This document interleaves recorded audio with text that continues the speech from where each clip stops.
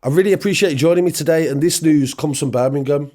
On March the 3rd last year, an elaborate and audacious plot was hatched to rob a jewellery store on Ladypool Road.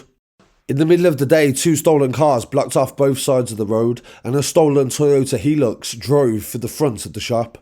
5 men carried out the daytime robbery and stole nearly £300,000 in watches and jewellery. The video went viral on social media due to the fact that there were so many people on that street on that day, and I covered the story on the channel last year. And this week, 5 men have been jailed for their role in this elaborate scheme. 3 of the men were armed with a sledgehammer, and they went inside and smashed their way into display cabinets and began stealing jewellery in bags, and the 4th man remained in the car. A 5th man acted as crowd control, waving an axe outside and shouting, "Motherfucker."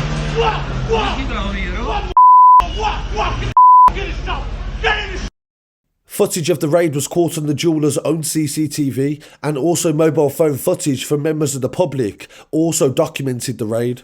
5 men were found guilty of conspiracy to commit robbery and possession of an offensive weapon following a 4-week trial at Birmingham Crown Court. None of the jewellery was ever recovered. The 5 men convicted were John Gourlay from Persia Road, Trevor Leake from King's Standing, Justin Boylan from Shard End, alongside Arfan Latif and Hassan Zulfikar, who were both from the Balsall Heath area. Gourlay admitted to stealing the Hilux that was used to drive through, and also fraud by false representation. Leake was found not guilty of an additional count of theft of the Hilux. In total, 3 stolen vehicles were used: a black Land Rover Discovery, a white Toyota Hilux, and a black Toyota Corolla. A member of staff was also in the shop at the time and was nearly hit by debris that fell when the truck came through the shop. The vehicles were abandoned on King Street in Sparkbrook before they got into a stolen Audi TT and also BMW 420. So in total, there was 5 vehicles that were stolen in order to carry out this elaborate scheme. A CCTV showed Zulfikar going to an auto parts store on Charles Henry Street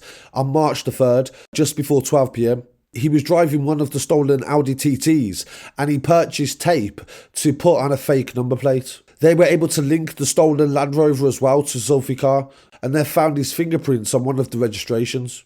On the same day of the robbery, Gourlay drove to the jewellery quarter in the BMW and sold a gold bangle from the raid for £1,500. They was able to locate him via his fingerprints that was on the sale sheet, but the gold was melted down and never recovered. The police said they carried out an investigation and managed to link all 5 men via extensive phone investigative work. DC Patrick Folden from the Force Priorities team said this was a very elaborate armed robbery, and they carefully thought out how they were going to do this. They also used many vehicles in order to try to make the investigation harder. The robbery took place in broad daylight on a busy street, and it must have been horrendous for anybody that was witnessing.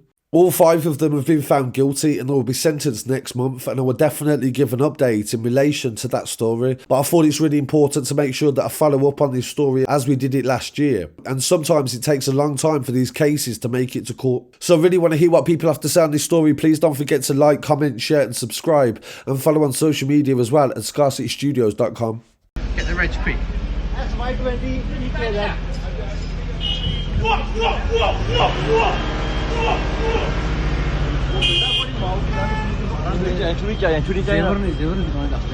you get the reg for that? Yeah.